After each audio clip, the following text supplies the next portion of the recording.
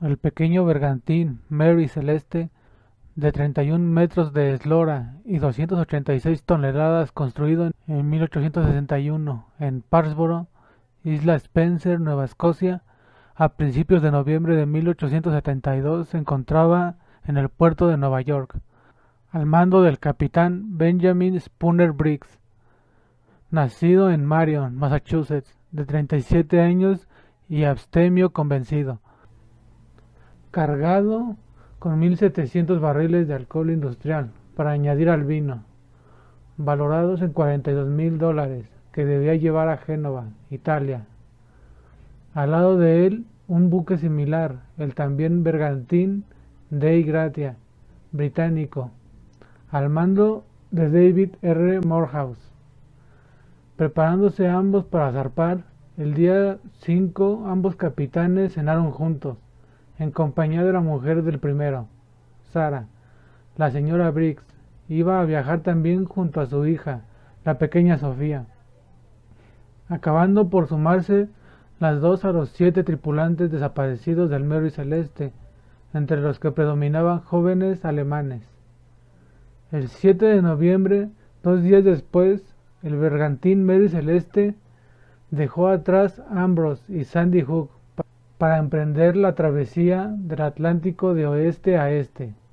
La siguiente vez que se tiene constancia de él es el 13 de diciembre del mismo año, es decir, 37 días después, cuando arriba al puerto de Gibraltar, en la estela del Dei Gratia, que dice no tener noticia de su completa tripulación, ni de la embarcación de servicio que llevaba el Mary Celeste, y tampoco de los instrumentos de navegación, sextante y cronómetro del capitán Briggs, ni de la tripulación del barco.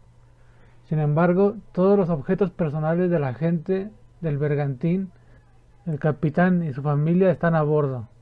El Mary Celeste llega a Gibraltar conducido por solo 3 marinos, el primer oficial del Dei Gratia, Oliver Deville, y otros 2 hombres del mismo barco. El capitán Morehouse cuenta la historia que por años sería tema esotérico.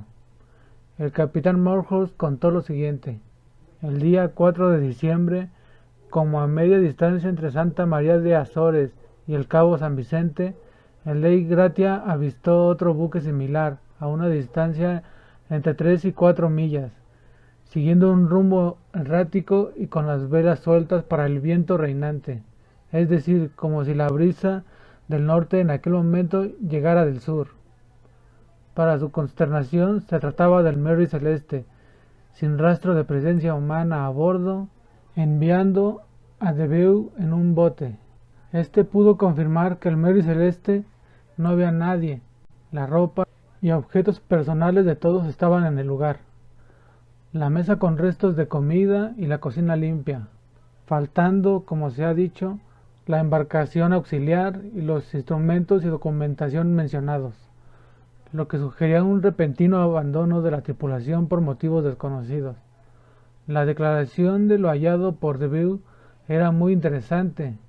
No encontró rastros de lucha, sangre o desperfectos que pudieran sugerir un motín, pero otras fuentes señalaron que el tambucho de popa de acceso a la cabina principal había sido reforzado, como para resistir un ataque. Además, el peto de arriado del bote estaba abierto y pendían restos de una amarra, como si hubiera sido cortada precisamente. La escotilla principal y la de carga estaban cerradas, pero el tambucho y la de la despensa permanecían abiertas. Cerca de una de ellas, para consternación del primer oficial del Dei Gratia, apareció un sable manchado con algo que parecía sangre. Encubierta la barra de sondeo de la cala, lo que le empujó a entrar adentro del barco a investigar. Desde luego, si fue como contó, calculó el agua en la sentina e encontró casi 1 metro, lo que los cronistas no encuentran muy grave, pero a nosotros en un barco del tamaño del Mary Celeste nos parece un nivel alarmante, que habría obligado a una actuación inmediata ante el inminente hundimiento, aunque desde luego no abandonar el barco precipitadamente. Aún más interesante, entre la carga de barriles de alcohol se encontraron 9 vacíos o deteriorados, no especificándose si lo estaban por hallarse mal estivados o alguien los había maltratado para abrirlos. El cuaderno de bitácora y la pizarra del puente incluían anotaciones normales hasta el 25 de noviembre, es decir, 10 días antes de que el Dei Gratia encontrara el buque abandonado. Morehouse pensó en qué podría haberle pasado a la familia Briggs, o cómo podía llevar a cabo un rastreo en su búsqueda. Su segundo, más práctico y posiblemente acuciado por la tripulación, le sugirió la posibilidad de tripular el Mary Celeste y solicitó la correspondiente recompensa. Pero al final Morehouse cedió. El Mary Celeste fue tripulado por el primer oficial y 2 marineros.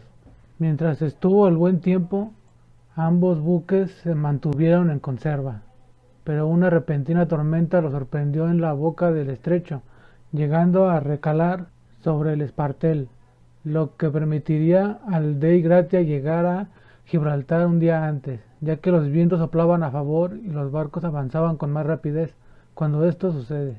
Esto fue lo que contó Morehouse. Lo primero que se hizo fue desconfiar de Morehouse y su tripulación.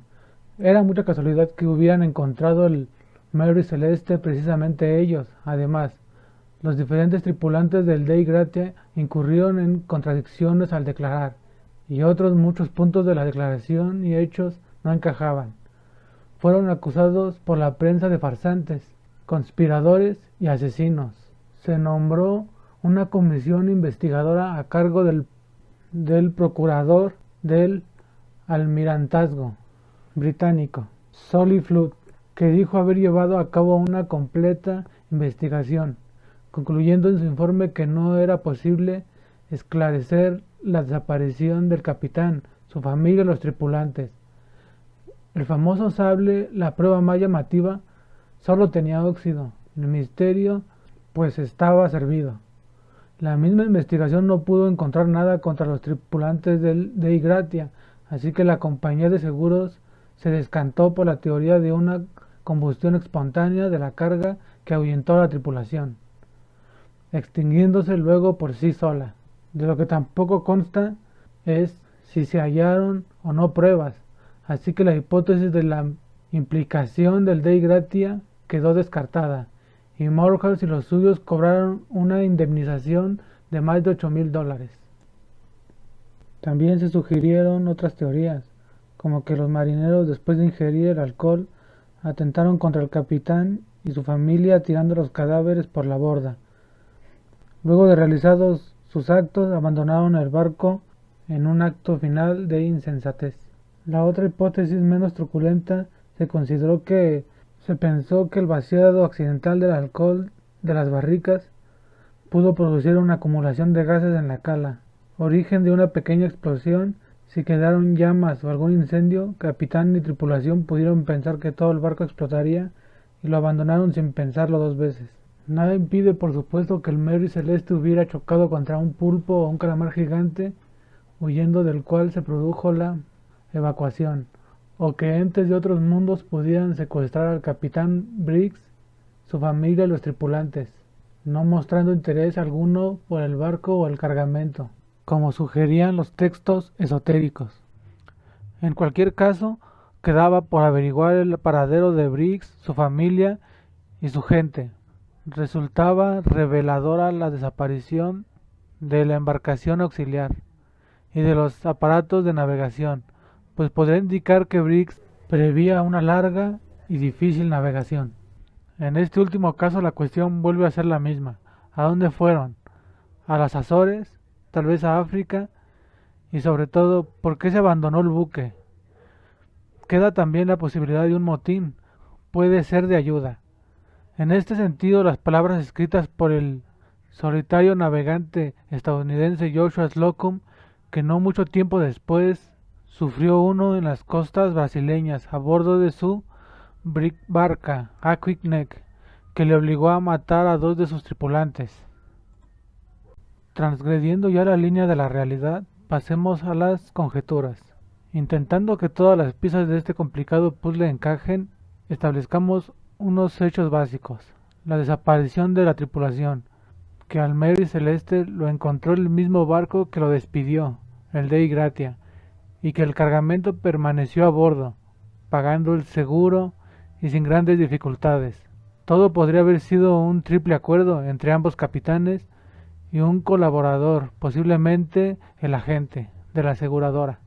Por último, decir que los datos que aportan los libros esotéricos acerca de la fama del Mary Celeste como barco maldito, cuyos capitanes habían padecido desgracias de todo tipo, seguidas de accidentes de navegación, parecen gratuitos y carentes de cualquier valor como indicios acerca de lo sucedido.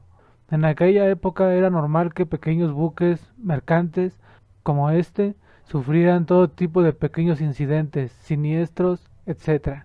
Y hay que decir, sobre el particular, que el Mary Celeste no era uno de los más castigados ni de peor suerte. Por lo que respecta al resto de la vida del Mary Celeste, con nuevas tripulaciones, se prolongó durante 12 años.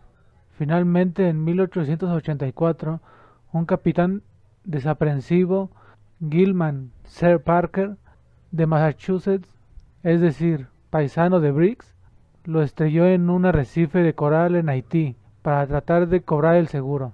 Descubierto el pastel y la culpabilidad de Gilman, este se libró, no obstante, por tecnicismos legales, quedando su mala acción en el olvido. Pero el que fuera su desgraciado buque, el Mary Celeste, aunque dejara su aparadura contra los crueles filos del coral caribeño, ha trascendido a la inmortalidad, como el buque fantasma sin tripulación, en uno de los más extraños e intrigantes sucesos navales de todos los tiempos. ¿Fue un accidente o fue algo más? ¿Fueron seres de otra dimensión, de otros mundos? ¿Qué opinan?